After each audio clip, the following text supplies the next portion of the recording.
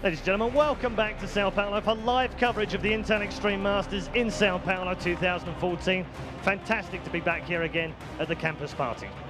Bem-vindos de novo ao terceiro dia aí, ao primeiro dia de StarCraft aqui na Campus Party. Vamos começar com partidas sensacionais para você. We have a fantastic StarCraft 2 tournament for you to start today. The next 3 days are all going to be StarCraft 2 orientated, I'm pleased to say. And today we'll start off with groups A and B. We'll show you the groups right now and take you through all 16 players, the 12 that are qualified through different qualifiers and the 4 that qualified yesterday in the open bracket. As you can see, Group A stacked with Jjakji, Puck and Bomber in there, and also the hometown hero WM. We'll see him in game number 1. Group B features TLO, Hello Kitty and MC, as well as Jjakji, who qualified yesterday. And then tomorrow we'll move on to Group C and D. Então vamos começar aqui com os grupos, mostrando para vocês que vamos para o primeiro player, inclusive Jjakji, Puck, Bomber e WM. E no grupo B, TLO, Hello Kitty, MC e Jjakji, que qualificou ontem. Então, amanhã e depois a gente vai ver os grupos C e D e, logicamente, o resultado disso. So we'll start day 1 off with Group A, and we'll start with a very big name indeed in StarCraft 2. He has already become a GSL champion in the past. He's currently ranked number 72 in the world, but is definitely looking to improve on that as he goes for WCS Europe Premier League this season. He is the Korean Terran from My Insanity. He is Jjakji. He goes up against the man who came through the open bracket yesterday and holds Brazilian hopes in his hands and is looked to be the very large underdog indeed. He is WM from Brazil. Então é isso aí, vamos começar com um grande jogador coreano que já foi inclusive campeão da GCL, número 72 do mundo, vai ser o Jjakji. E logicamente ele vai enfrentar aí um cara que qualificou ontem, que sem dúvida nenhuma tem uma grande tarefa nas mãos, que é ganhar. Ele é o WM. Okay, it's time to go over to our commentary teams now in both English and in Portuguese. Então vamos lá. Hello there, ladies and gents. Welcome to the caster's desk here for the Intel Extreme Masters Sao Paulo. And oh boy, what a tournament we have. 16 very strong players with a little bit of Brazilian spice in there. That's right. There's some fantastic players who have traveled here to Sao Paulo to compete in the Intel Extreme Masters here. As remember, there's a lot of money on the line, $25,000, 4,000 WCS points on the line as well. As we are now getting into the year 2014, a fresh start for everybody. But this is the first major tournament of the year, and who's going to do well this weekend? Yeah, you're right. A lot of WCS points on the line, making it the first event here that we have of proper points attributing to that WCS system. So for 2014, so a big opportunity for some of these players to get a little bit of a leg up ahead of the competition with the tournaments now starting. Obviously, some people have got a few points from Challenger, but if they have been advancing up through the ranks, then they will get a bit more. Some people have 50 points here or there, but it's nothing compared to what's on the line at this tournament. But even though it is a fresh start for a lot of players in 2014, this is the 4th installment of the Intel Extreme Masters in Season 8, as we previously traveled to Shanghai, Singapore and New York, and now we find ourselves here in Sao Paulo. One start before Intel Extreme Masters Cologne, which some of you are qualifying for, and some of you are expecting to attend in just a couple of weeks' time. And then, of course, the World Championship, $100,000, first place winner takes all. And of course, 2 players from this tournament will qualify for that World Championship. And one question, can Jjakji be top 2 in this tournament? Can he? I mean, a lot of people are backing him in the European scene right now. He's gone on record to say that if anybody tries to take the top spot on the European ladder from him, they're going to have a very hard time. Well, Jjakji qualified through the European qualifier, going undefeated against the likes of Stefano, the likes of Happy, Snoot, Mana. He is dominating the European scene, having traveled from Korea, where previously was a GSL champion, back in his glory days in 2010, 2011. But now in 2014, he's traveled to Sao Paulo here. He wants a top 2 finish. He wants those WCS points. He will be playing in WCS this year in Europe. And he goes up against WM here. Unknown to the majority of fans watching StarCraft here. Teamless. 17 years old. Yeah. Did qualify through the open bracket yesterday. Did qualify through the lower bracket of the second qualifier, losing in the winner bracket.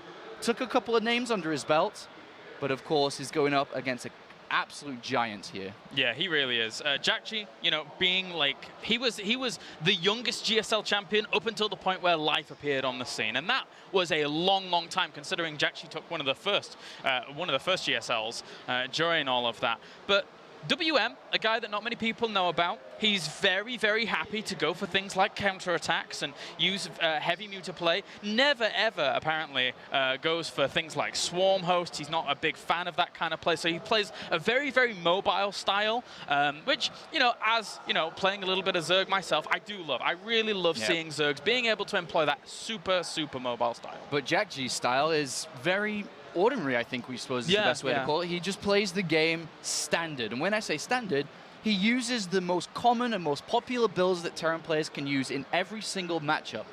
The things that make him stand out is that he's faster than the majority of players. He's got better mechanics than the majority of the players that play that standard style. And he's able to simply outplay you.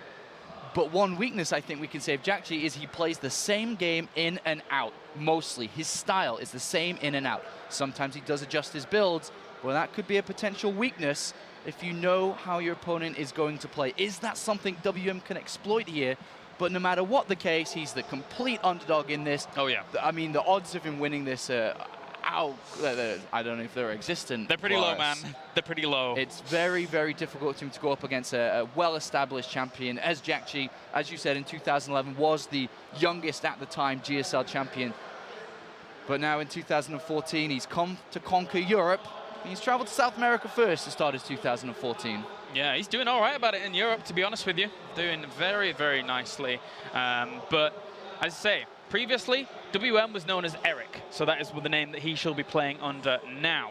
And he does all right for himself in the Brazilian scene, but he's always outshined by those people like Tunico, who we'll see later on, as well as some of the other players that have actually qualified through during the previous day. So, yeah, he's still quite young, but as is Jjakji, so you can't really make that comparison in the end.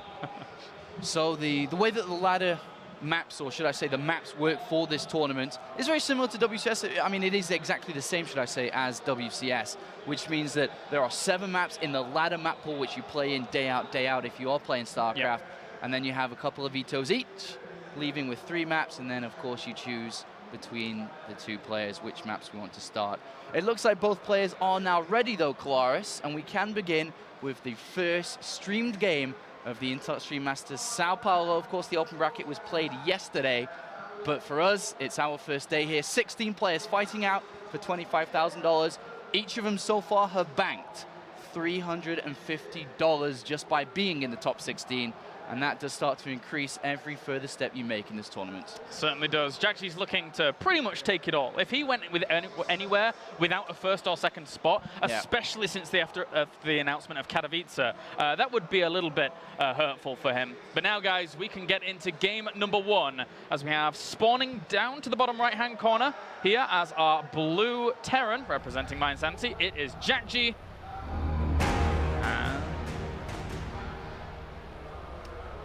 Down to the bottom left, we have our red Zerg. He is WM. And of course, in Group A here, we'll be covering Group A and Group B throughout today. Group A consisting of these 2 players, Jjakji and WM. And of course, the American Puck. And then the WCS, the World Championship Series Season 2 champion, Bomber, in that group. It's a great group. I think everybody's expecting to see a Jjakji Bomber winners match here. But let's not count some of these other players out of the runnings this early on.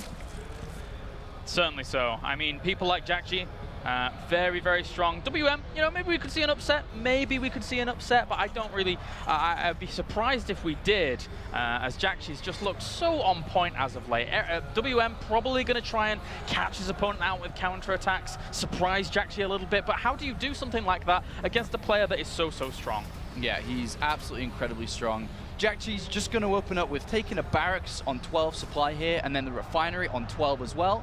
This will basically allow him to have 50 gas as soon as the barracks completes. from this position, we'll see the Reaper build. It costs 50 gas, he'll be able to build the Reaper, get over there, scout his opponent, and the first thing Jjakji will be looking for is simply the gas. He wants to know, has he got gas early? Is there potential threat to my game in the first couple of minutes? Yeah, certainly. WM even is going to send his Overlord over to the natural very, very quickly here, and he's going to get a lucky scout out from his opponent, spotting him in the first position. But ideally, I don't really think WM wanted to see his opponent in this position. It's going to make it a little bit harder for WM to eventually transition onto those later stages of the game, if it does get there. Yeah, in these positions, with a Zerg player on the left and Jjakji on the right, you cannot allow the Terran player to get the ball rolling, because it's very difficult to keep up with these players because they're so close together. But if we're looking at WM's build here, 3 hatcheries, then spawning pool, very greedy. He's most likely, or probably, was expecting command center first. It is a very common build that Terran players do go over towards. But with the Reaper opening here, we must be seeing a couple of drone kills. With the spawning pool being so late, there's no queen, there's no Zerglings, there's no defense. This is going to be a bit difficult here. We were watching the Brazilian players yesterday, and some of them had a little bit of a hard time dealing with some Reaper harassment. Yep. So this one's going to try and wiggle on in. Let's see how well WM's going to be able to deal with this. One drone is going to fall very quickly. Yep. Pulls a few off to push it away, but he has no other options at this point. Yeah, no other options whatsoever, and he's probably going to lose a couple more. He's going to save that one.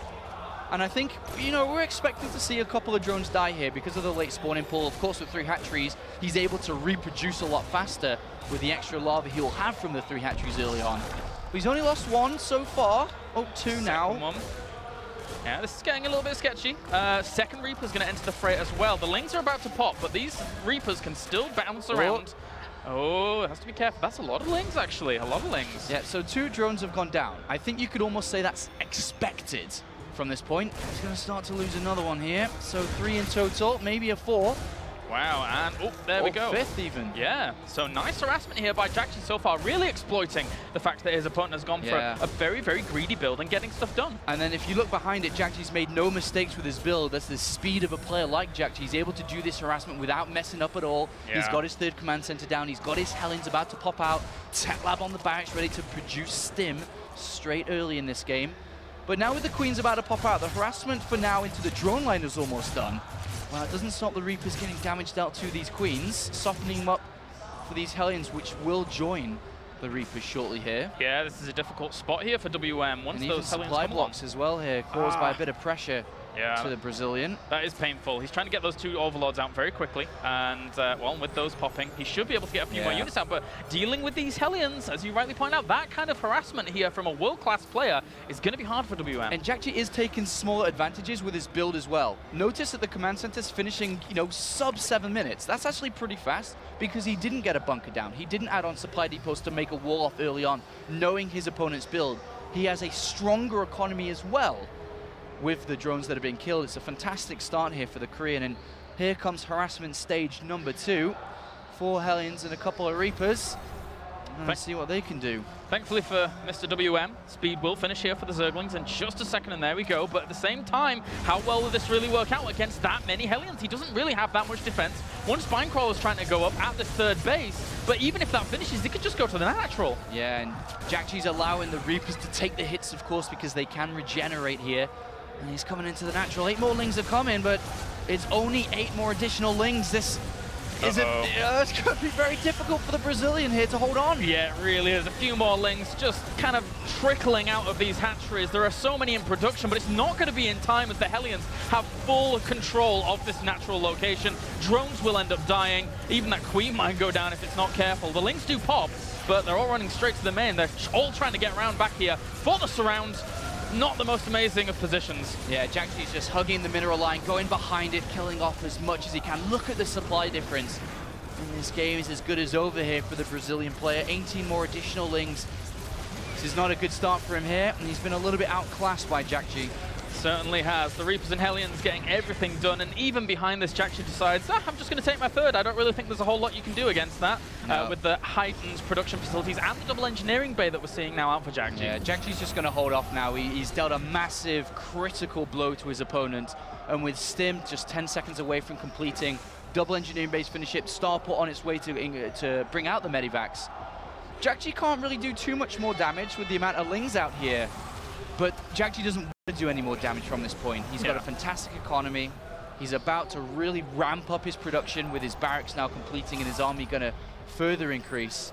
And what does WM have behind this? A layer starting, low drone count, no evolution chambers, you know, no a weakened economy, no gas has been taken. He's in a really difficult and rough place from this point. I mean, it's all fine and dandy to tech up to layer at this point, but if you've got no gas to pump that layer tech into, what are you going to be able to do? A nice surround there, though, on 2 Hellions. Not too bad there for WM, but at the same time, the threat is going to pile up soon. The big problem is with Jjakji's economy just absolutely skyrocketing, having taken 3 bases so early, 1,900 minerals to 1,600, much more gas income.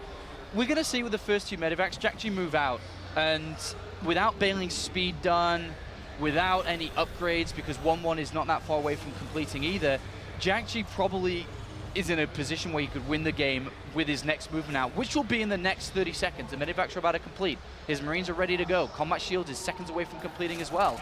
And this is going to be very, very, very, very difficult to hold on. And even if he does, the next wave will come after that too. Yeah. We can see Combat Shield's about to complete. The medevacs are out now.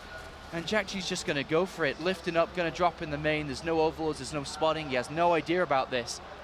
And this is going to be hard to hold on against. It really is very difficult. He's almost going to have such good Baneling connections that it's so cost effective and so trade efficient. But in the end, Jjakji's not going to allow that to happen at all. He drops 2 Marines on that high ground. Yeah, I think he messed up his control there. It's just a little bit of a mistake. But with 1-1 about to complete, as we can see, and then all the units in the middle of the map as well. Oh yeah, way out of position. Those Banelings nowhere near. They don't have centrifugal hooks. They can't reinforce quickly enough. They're going to go to work on the drones. Here are the Marines doing really, really nicely so far for Jjakji. And it's even a brilliant position against the Zerglings. Well, these Marines are just going to shred these Lings. 1-1 upgrades. The Banelings, sure, he might pick up here, but... Oh, nice focus fire. Really nice focus fire there by Jjakji. He loses a few Marines, but it doesn't really matter. He's also doing damage at the 3rd base. He killed off the Spine Crawler. He's just going to rally. Smells GG. He can see the victory. Look at his units in the middle of the map, just waypointed across the middle. He's going to set up a camping set, a camping tenting location. A tenting location. A tenting location. He's going to set camp over there, and he's just going to continue to waypoint over here, Claris. And without the proper upgrades, without the proper units, this is not going to be easy to deal with. So there you go, GG. Game number 1 goes to Jjakji.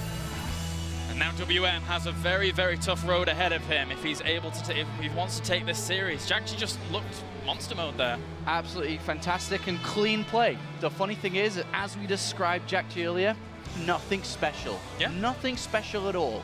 A normal build, normal strategy, executed perfectly, and unfortunately the Brazilian could not keep up. WM here, the teamless Brazilian, could not keep up. And he put himself in that position just through his opening build order choice. Going 3 hatcheries before spawning pool, already delaying any defense from the spawning pool, the Queen and Lings. He was already in a difficult position, losing 5 drones off the bat. It's a hard game for him to play there. I mean, in the end, that could have gone a little bit better if it had been cross spawns or something like that, but it was just a mixture of the bad choices with the not exactly the most advantageous spawning positions as well. Reapers get over there pretty quickly, regardless of cross spawns anyway. And, you know, Jjakji just puts on a masterclass. What are you supposed to do against that if you're in the position of Paul WM? Yes, yes. So going into the next game, we already know that Jjakji is going to be playing the same style.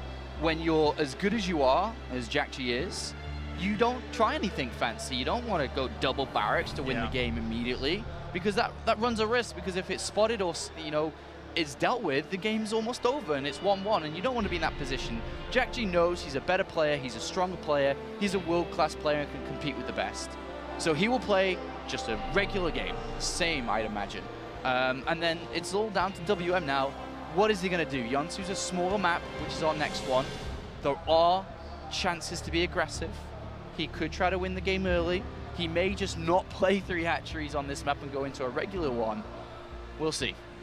All right, well, as you said, Yonsu, a much, much different map. As we now start the countdown for game number 2, Jjakji versus WM. Jjakji looking for the first win of the day. He's got his GSL badge on there, signifying that he was a champion of the most prolific tournament in the world. November 2011, a long time ago, as we are now in 2014.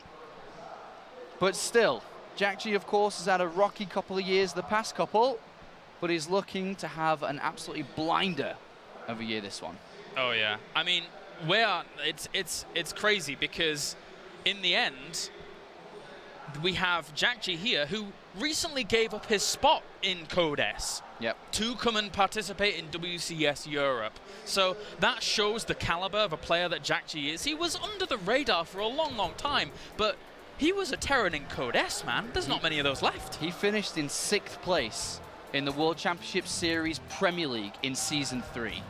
And this is when we saw the likes of Dia dominating. You know, he played in a very difficult era during that season, and he came 6th. That's a fantastic finish. You know, Jjakji has always been a good player. He struggled towards the end of Wings of Liberty when Zerg was at its strongest. It was the rise of Zerg at the end of Wings of Liberty, and he was struggling, like a lot of other players, if we'll be honest here. But then come Heart of the Swarm in 2013, and then the WCS system in 2013, he started to rise again. And then towards the end of the year, he was, you know, not quite a champion, but he was up there again. And with 2014 here, I'm expecting big things from Jjakji in Europe. Absolutely challenging for titles in the Premier League, challenging to go to BlizzCon at the end of the year, and here today, as simple as it is, challenging to be top 2 at the IEM Sao Paulo. Yeah, at least so he can go to that World Championship. That would be fantastic for him. And to be honest with you, you know, despite anything that's going to happen at Katowice, even just participating in that tournament for the chance to win 100,000 is absolutely mind-blowing. It's going to be a crazy tournament. Yeah, decent little start here from WM. He's got a bit of harassment down onto this SCV. He was only 2 hits away from killing it. And that's a good start. I mean, he hasn't opened up with 3 hatcheries. He's just gone for the normal hatchery first, and we should be seeing the spawning pool come down now. He doesn't want to go into the same pattern that he was before, where he was almost on the back foot from the very beginning. And a new game, new start. Excellent setup from WM not to fall behind immediately to the harassment of Jjakji. And we'll have to see if he can keep up with the Korean. So far, so good. Yeah, and now, as you rightly pointed out, when we were going into game number 2, I don't think Jjakji changes anything up. He can quite happily just harass with Reapers, maybe even get a drone or 2, despite the fact that WM has opened in a more standard way. And then from there, use that Hellion harassment, and then we'll fully see how well our Brazilian competitor is able to deal with the standards of a Terran, which he may crumble under. We don't know yet, because we didn't see the proper standard play from him in game 1. All right, well, the Reaper's over here. Shouldn't really be losing the drone at this level of play at the Intel Extreme Masters, a big international tournament with this amount of money on the line and WCS points. You shouldn't be losing a drone here. You know, you're obviously going to take a couple of hits. You've got the Extractor to jump into. You've got a Spore Crawler to be built, which he does.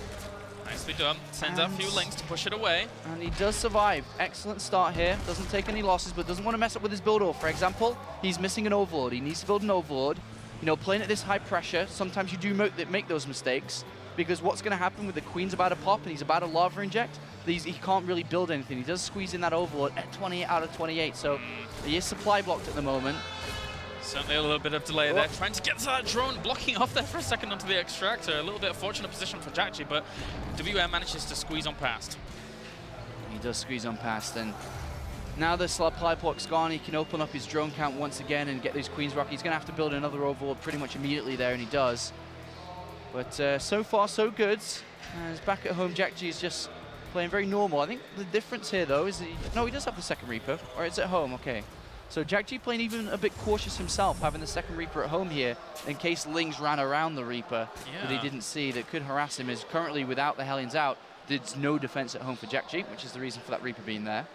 He's going to follow this up with Banshee from here, so, well, aside from the Hellions, obviously. So this is going to throw an extra spanner into the works of WM, and we'll see now if he's able to prepare for all of this harassment, which, again, is very, very standard, but this one poor little drone trying to morph in. He was trying to get the third base down, and unfortunately, he's going to be delayed a little bit on that until more Zerglings come to help. But yes, as you said, Jjakji had taken a second gas here. He's got the starport on the tech lab now, and we'll be playing Hellion and Banshee. with this kind of style, he delays his third base a little bit more, delays his upgrades, but he increases the level of harassment that he has to use here.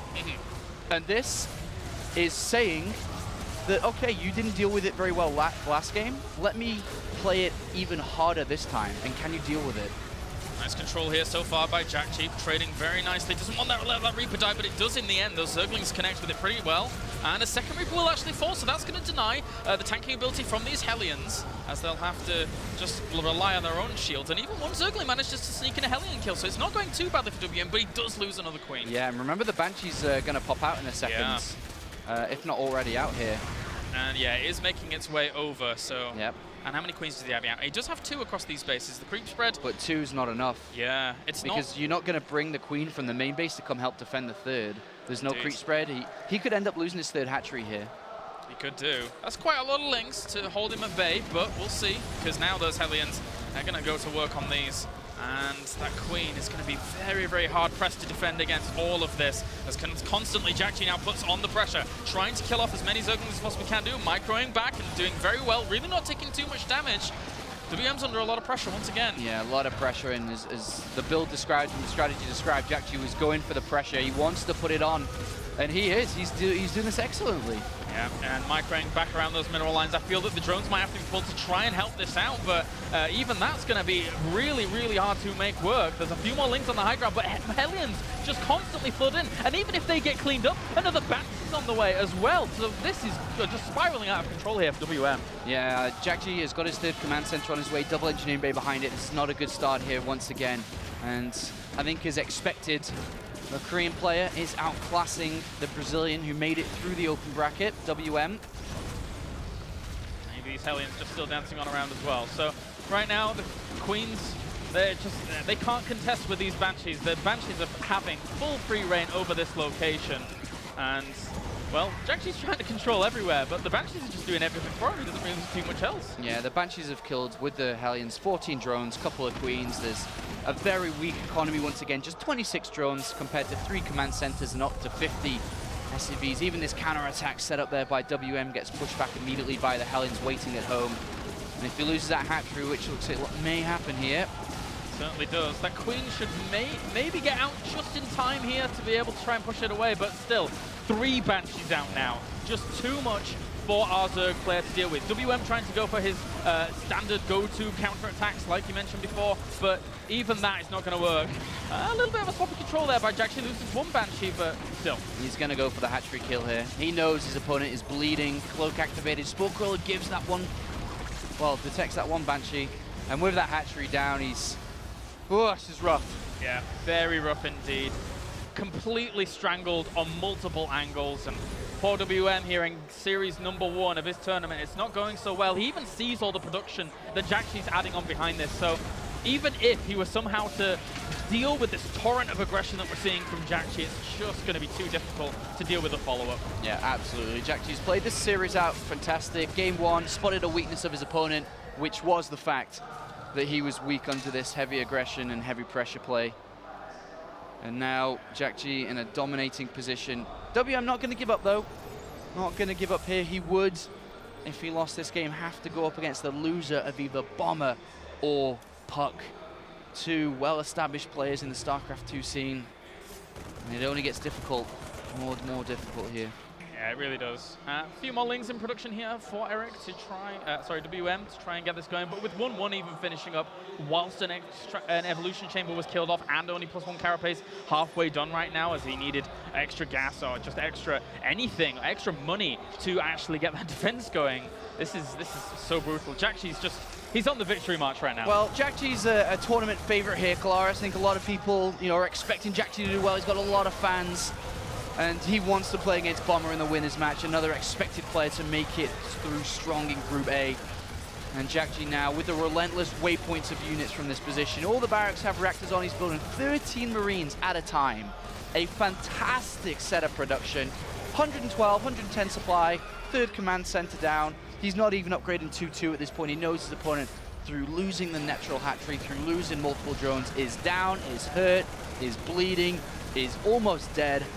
And as we say in England, he's as dead as a doorknob. He certainly is, man. He is completely gone, as is that third base. And now Jjakji, well, these cute little lovely glowing banelings, they're not going to do too much. Widowmines are going to zone those out quite well. Although, nice separation here from WM to send some of those links forward to soak that up.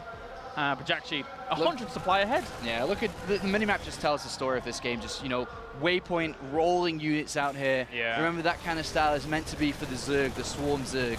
But it is Jjakji, the one that's absolutely dominated this series. And a fantastic start for him here in the Intel Extreme Masters Sao Paulo. A nice confidence boost for him, saying that, well, that was a nice warm-up and a good, solid set of games from me. Good game, well played, and Jjakji does win 2-0 quite convincingly.